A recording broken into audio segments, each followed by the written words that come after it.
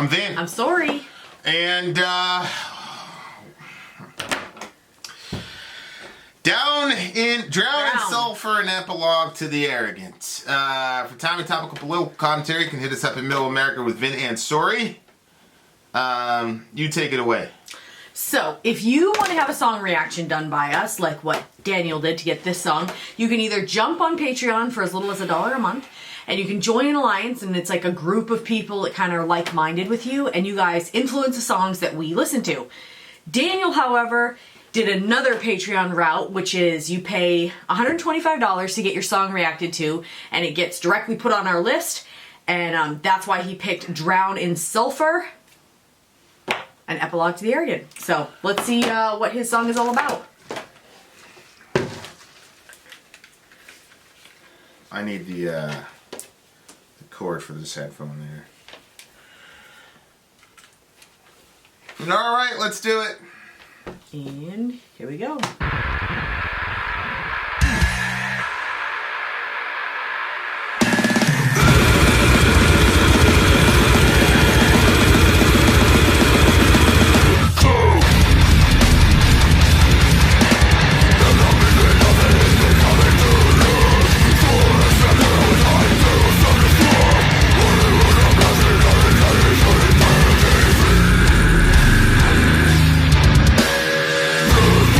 This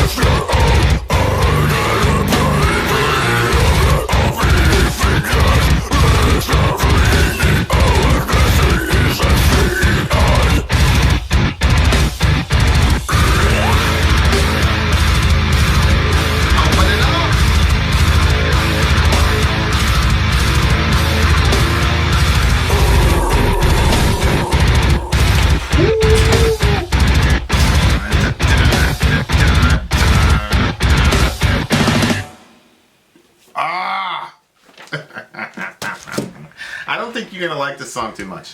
I don't think you're gonna like this song too much. No, I didn't. But I love this song. Really?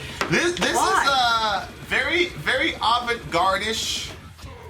This is probably the most unique song I've heard in the entire history of this channel. Like, I've never heard a song like this before. Like, what they did with the guitars. I didn't like it. Usually you accent things, but there are times in the song where they match the guitar like literally syllable for syllable with the cadence of the lyrics and the vocals, which I thought was crazy. There are parts of the song I didn't like. The parts of the song that were just too avant-garde for me. Like, the structure was something I've never seen before in my life, and it seemed that they were like going out of their way on purpose to be that. And then the second half of the song was more conventional, and I really began to enjoy it. And then I wondered to myself, am I enjoying this because it's such a reprieve from the avant-garde stuff that there was just so much off-tempo, off tonality, things that when it finally went back to conventional, my brain was like, yes, this is what I like, and whatever. But either way, I thoroughly enjoyed the song, especially toward the end. I'm a little sad that it ended as abruptly as it did. I figured it would because we got to the end of the lyrics and they were so lyric and cadence driven, but I really, really liked the song toward the end. I knew you weren't going to like it, though. Why? What made you think I didn't like it? It just takes too much work. That's nice. You don't like to work hard. Okay, that was just rude. That's not why I don't like it. I just don't like it. Like, why does it have to be like that? Why do you have to insult me just because I don't like it? I didn't insult you. How is that an insult? I'm basically saying because you're too lazy to enjoy it. No, I just don't like it. No, I don't like it. Well, I mean, you agree with that. You don't really want to work that hard. In listening to a song? Just in general. So... I wish I could tell you the story behind that. Insult. I don't think it's an insult. It's a fact. Like, this lady in this thing here has a blue shirt. Like, it's not an insult. She has a blue shirt. So I knew you were gonna like the song. I was like, there's no way she's gonna like the song. Listen, who is the person that asked for this song to be reviewed? Daniel. Daniel, I like the song. I knew Sori wasn't gonna like it though. She's not gonna like it. Why didn't you like it? What was the problem? I just didn't like the sound of it. I didn't like his voice, and it was too much the same. It was just like, it didn't like really go. It was just it just didn't seem like it like really went anywhere. Like the sound of the song. And what then part of the song? The whole thing Sounded the same? Yeah, it sounded very much the same to me. Just his voice. That's so strange. And I didn't like the sound of his voice. Yeah, and yeah, I didn't really like it. I have no idea what you're talking. What do you mean the same? What sounded the same? Like, what part of the song sounded the same? It got doomy at some points. It got slow. It got sped up. It got rhythmic. Yeah, that's when it was doomy. Now skip down. And it's all the same in this part. That's the same? Then it does this for the same. It just, I don't know, I just didn't like it. And actually, I mean, it just, I don't like that type of vocal thing. They had some doom metal elements in there. Look at the category here. Non-music. The category that it got put in was non-music. What the hell is that? What does it mean? What does non-music mean? I don't know what the non-music genre is, but actually there's a whole definition of it. Latest on non-music. Oh, no. That must be an error or something like that. Anyway, so it's sonically, I knew you were gonna, I'm not a fan. Yeah, I knew you weren't gonna like it. And lyrically, I don't know what they were talking about, so I was hoping you could break that down. So it's an epilogue. But I'm sure that that's going to be another opportunity for you to call me lazy. I didn't say you were lazy.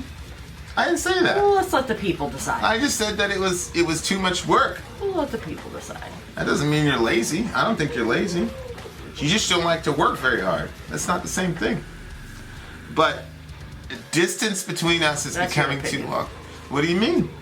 That's your opinion. No, I think we agree. You're the only person in my life that's ever said that to me. I think we agree on that. I've been a very hard worker. I think we agree on that. No, we don't. I'm pretty sure. We don't. I'm pretty sure we agree. Who plays more Fortnite? You or me? Pretty sure we agree on that. Do you play more Fortnite? Well, that has nothing to do with a person's work ethic, right? It does. No, because I wake up, you play hard. Kids, you play hard and you work hard. I take care of stuff. and you want me to come play Fortnite. Anyway, carry on. Did you play today? Oh. Did you? Did you? The thing gets brought up. You're not gonna answer that. Brought up. It's a completely moot point. It's not, because I said you were the one that's around playing Fortnite. I played one game. So you played one game of Fortnite. You played. And then now here we are. But I never said you were lazy. I mean, the record will show that. I just said that you don't like to work very hard, which is something you and I agree on. We talked about that on Sunday. No, it depends on what the subject is. If it's something physical, yes. So this right here is distance between us is too long. So Earthlings again are trying to self-destruct. So I don't know if this is coming from the perspective of maybe an alien or maybe some sort of divine being, because it looks like it's saying that humanity has strayed too far away from their originators, which if you hold to the panspermia theory, that aliens came and, populated the world with Homo sapiens, or if you're looking at it from a religious perspective, it might be some divine aliens or divine beings, Benai Elohim, looking and talking about the Earthlings. So distance between us is becoming too long, so Earthlings again are trying to self-destruct. What that was a blessing is now regained and shall return to those who gave it. Their fate is starting to crumble. Enslavers of brains are starting their work again, degenerating and rotting the convictions of men, a specter of rules to follow to grant you a joyful death. So to me, what I'm getting from this is that these are outside observers who are looking at humanity, and then humanity's sort of penchant towards self-destruction. Who's the enslaver of the brain? Well, I think this is talking about an outsider's view on religion, because it says a specter, which is kind of a specter is generally looked on as like a ghost or a spiritual thing of rules, so that gets personified, to follow to grant you a joyful death, which much religion is focused on death in the afterlife. Nietzsche basically said that Christianity was actually a nihilistic religion because it's about leaving the earth and everything on the earth is terrible and going to the afterlife. But you can only get to the afterlife by death. Mm-hmm. So Nietzsche was like, how is that not a form of nihilism? And he's right, which that's why I don't subscribe to that form of Christianity, because there's a lot of very this world oriented ethics and way of living, and even a sort of philosophy of life that is focused on what you do in this world. Mm-hmm. 95% of Jesus' teaching was stuff that happens in this world. You're not going to turn the other cheek in the new world. Right. You're not going to lend people without asking for money in return in the new world. So these are all things that you're supposed to do on the earth.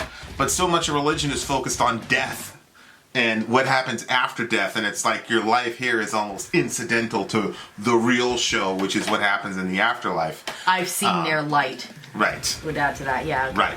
Right. And, suffocating the human rebellion, cast upon human reign curse, right? So human ingenuity and human independence, I think a lot of people believe that religion's goal is to constrict human independence and to construe any form of human independence and progress as rebellion and put a bunch of fear around that. Mm-hmm. So if that's the author's perspective on it, then I completely understand it. I don't see that. I see the emergence of technology and the advances that we make in the sciences and all the rest of it are all part of following the very first commandment, which was to exercise dominion. Mm-hmm. Be fruitful, multiply, fill the earth, and subdue it. Our job is to subdue the earth, and the way to subdue the earth is to know as much as we possibly can about the earth so as to be able to subdue it. So all the things that happen in the earth, right now everybody's worried about, this epidemic. And so you have people that their job is to exercise dominion over these microbial germs mm-hmm. that are killing us. Mm-hmm. And so I think when you look at the Renaissance and the role that religion actually played in the Renaissance, people have this like simplistic idea that there's religion versus science, and that forever that religious people have always. It's like, hello, the Catholic Church financed Galileo. Like Hello. It wasn't like Galileo was like, a lot of people believe, especially no disrespect to atheists, I love them, but a lot of neo-atheists who aren't familiar with history, they go, look what the church did to Galileo. I'm like, what? When they gave him a stipend to... What do they mean when they're saying that? Well, because the Catholic Church persecuted Galileo, because Galileo popularized the idea of a heliocentric universe versus a geocentric universe. You know, that Robertson Jenis special that we watched that one time when he was, still trying to make the argument for geocentrism. So, and the other side of it is that, the Catholic Church was saying that the earth was the center of the world, and they made all this theology around it. And so, because they made all this theology around it that was not a central issue in the Bible at all, and definitely not Jesus' ministry, because they elevated it to that degree, then it became now you're contradicting God because you're saying that the earth isn't the center of the universe and yada yada yada, but the sun is. And he was saying, I know that that's what you're saying, but look. Like, it's a famous thing, the guy wouldn't look through the, so... He wouldn't? Yeah, they wouldn't look. So they persecuted Galileo, but it's not as simple as saying that religion has always been against science. I mean, like I said, they financed the man.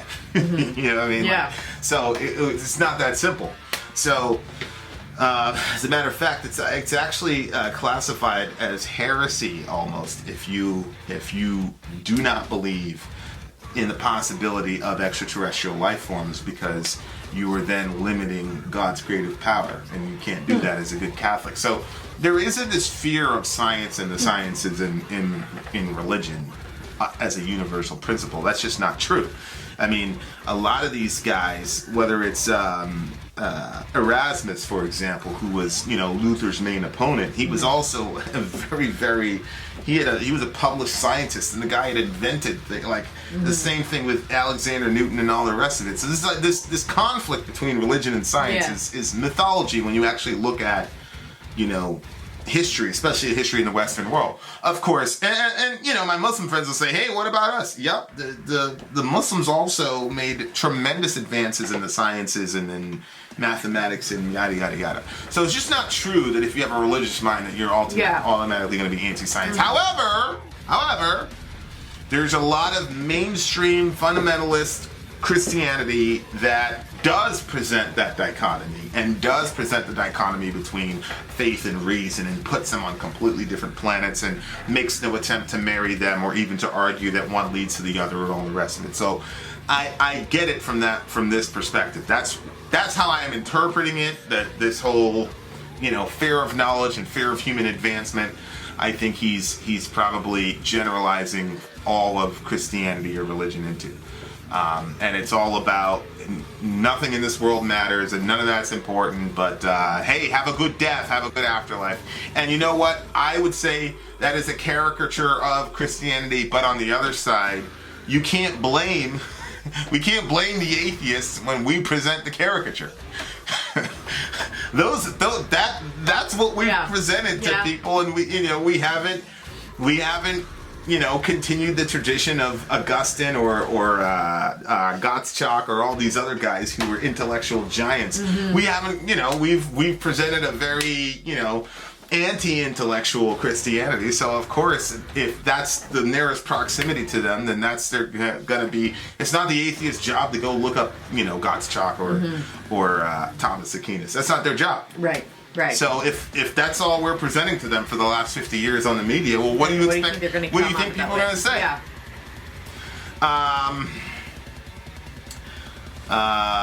Now our days are going to end. Our epitaph is defined. On this planet we're left to die. Our pale skin now combusts. We're walking within fire and flames. I think this is now talking to the earth dwellers. Our souls cauterized. Now you're embracing your own blame. Seek for the return to dust, an imperfect creation. Just not too much to save. This failed experiment is the doom of the earth. Yikes. Trashed away the struggle of fathers to keep us safe from the void. Their light is blinding and divine rapture awaits. See, that's why I said it was Christianity. The rays are rising. Guide us to the Shurgara. I don't know what the Shurgara is. It sounds like something Hindu. The high priest of the 12 is calling forth to take us home. I thought that was interesting. That's really interesting, right? Because you had 12 tribes in Israel. Yeah, and you that's had what I thought of when you said that. And you had a high priest. So that's interesting. That's funny. They look. No. Look right there. Hashtag an epilogue to the arrogant Instagram posts. Instagram posts. So anyway, that's what it Maybe looks they like made up to the me. word. Shurgara? I don't know. Maybe they did. Maybe they didn't. Yeah, I don't really see much of a definition of what Shurgara means, so who knows? Oh no, here it is. The Living Temple of Witchcraft, Volume 1. And it says, Inanna wears, in the descent of the goddess, this level is symbolized by the relinquishment of her crown. Inanna wears the Shurgara, the crown of the steppe, a symbol of her authority. She is the queen of heaven and earth. Her motives for descending to the underworld are unclear. Okay, so it's a crown that... Goddess of the Shurgara, the high priest of the 12, is calling forth to take us home. Yeah. So Shurgara is worn by the goddess of the underworld, basically. Oh, goodness. Okay. So there you go. So then the high priest of the 12, that probably has more to do with astrology than the Bible. The high priest of the 12 is calling forth to take us home. Leave behind this rot planet and reborn in the celestial home. A desert planet is returning to the homeland of the infidels. Restarting from the beginning, our destiny is sealed. Yeah. So they're going to go somewhere else and going to start over? Well, this woman who wears the Shurgara is the queen of the underworld. Mm-hmm. So it looks like when they say home, they're talking about going into the underworld. You know, leave behind this raw planet and reborn in the celestial home. Mm-hmm. But then they're talking about the celestial home. That's up. That's not down. But of course, if they're operating in the principle of inversion, who knows? Maybe it's down and not up. A desert planet is returning, the homeland of the infidels. We're starting from the beginning. Our destiny is sealed. So we're just going to do it over and over again. We're just going to keep doing this. We've wasted our time on the earth. We've rotted it. We've destroyed it with nuclear warfare. The flames and all that, within fire and flames. We've destroyed it with pollution. So now we're going to go on another planet, and it doesn't seem very hopeful from there either. Jesus. Which I'm waiting for... Why would they call it an epilogue to the arrogant?